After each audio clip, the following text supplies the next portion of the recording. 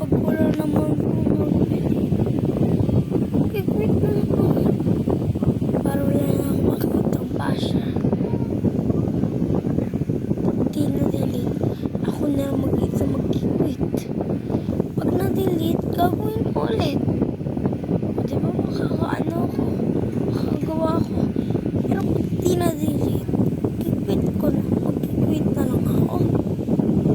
Pero sana huwag nyo na i-delete para maka-upload ako.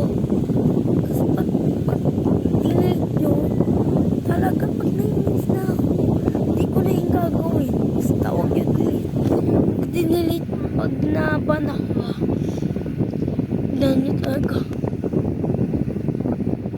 Sana walang delete. Ang mag-delete, hindi ko na, pag nag-delete, binan nyo ako.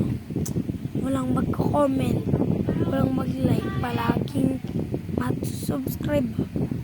Pag naban yun, pag naban, sana hindi nakakilala pa naman sa akin. Pero, hindi naman subscribe. Babay na. Ayoko na mag-intro.